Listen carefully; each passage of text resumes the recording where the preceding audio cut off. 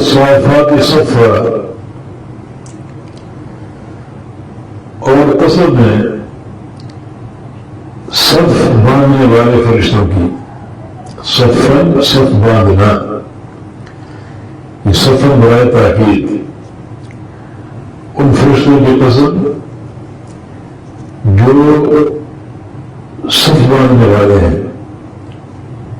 یہ صف عبادت کے موقع پر ہو سکتی. فرشتے اللہ تعالیٰ کی عبادت کرتے ہیں، نماز ادا کرتے ہیں، جیسے کہ فرشتوں کی مسجد بیت المعمور، اس کے بارے میں حدیث میں آتا ہے کہ اس مسجد میں روزانہ 70,000 فرشتے داخل ہوتے ہیں نماز کے لیے، اور جس نے ایک بار نماز پڑھ لی اس کی قیامت تک باری نہیں آئے گی.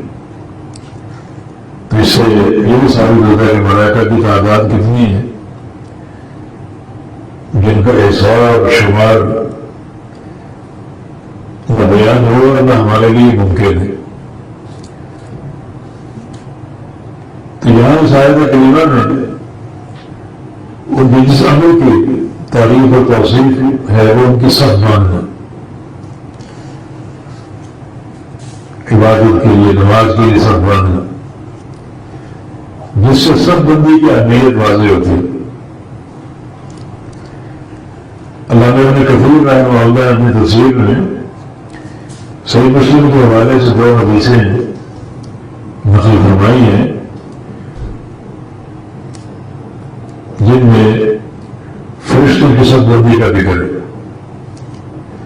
چنانچہ ایک حدیث میں رسول اللہ صلی اللہ علیہ وسلم کا فرمان ہے کہ فضلنا علی الناس بثلاثہ، ہمیں سابقہ امتوں پر 3 چیزوں کے ساتھ فضیلت الفقیہ دی گئی. 3 چیزوں کے ساتھ ہمیں سابقہ اقوام پر فضیلت و فضیلت دی گئی. پہلی چیز جو صفوفنا کصفوف الملائکہ، ہماری صفیں فرشتوں کی صفوں جیسے بنا دی گئی. انہیں حکم دیا گیا ہے کہ بالکل ویسی صف بندی کریں جیسے فرشتے کرتے ہیں. تو اللہ تعالیٰ نے ہمارے ان صفوں میں ملائکہ کی صفوں کا تشبہ پیدا فرما دیا کہ جیسے آسمانوں پر فرشتے صف بندی کرتے ہیں ویسے ہی تم نے بھی صف بندی کرنی ہے. اور یہ ہمیں ایک اعزاز دیا گیا کہ ہماری صفیں فرشتوں کی صف بندی جیسی ہیں. اور دوسری چیز جو مسجد کہ پوری زمین ہمارے لیے سجدہ گاہ بنا دی گئی، مسجد بنا دی گئی.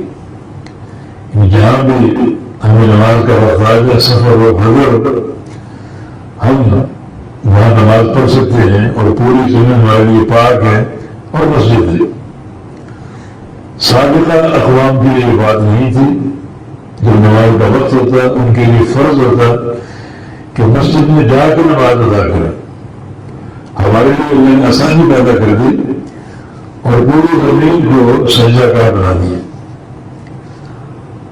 اور تیسری چیز مجھے اگر تربت وقت ہے تو ہوا کہ اس کی مٹی بھی ہمارے لیے پاک کر دی گئی. زمین کی پوری مٹی ہمارے لیے پاک ہے.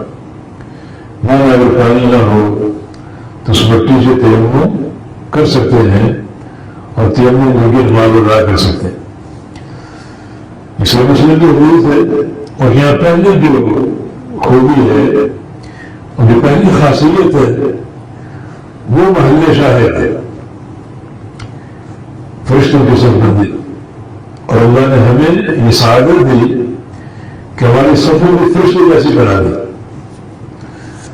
اب وہ صفیں کیسی، فرشتوں کی صفیں کیسی ہیں، ان کی صف بندی کیسی ہے، یہ بیان میں صحیح مسلم کی حدیث میں ہے. رسول اللہ صلی اللہ علیہ وسلم ایک موقع پر صحابہ سے فرمایا الا تصفون کما تصف الملائکۃ عند ربہم، تم ویسے صفیں کیوں نہیں بناتے جیسے فرشتے بناتے ہیں اپنے رب کے پاس، آسمانوں کے فرشتے جیسی صف بندی کرتے ہیں، جیسی صفیں بناتے ہیں، تو ویسے صفیں کیوں نہیں بناتے؟ صحابہ نے پوچھا کئی تو تصور بنائے کر کہ فرشتوں کی صف بندی کیسی ہے؟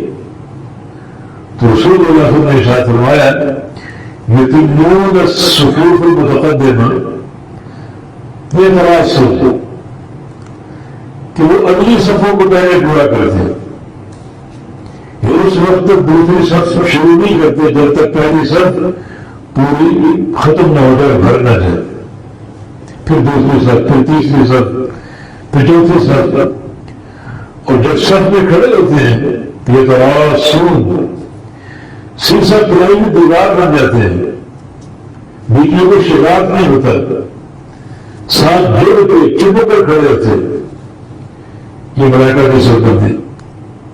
ویسے تم کیوں نہیں بناتے؟ تو اللہ تعالیٰ نے ہمیں یہ سعادت دی کہ ہماری صف بندی میں ملائکہ کی صف بندی کا رنگ پیدا کیا، وہ نور پیدا کیا۔ اکثر لوگ اس سے غافل ہیں،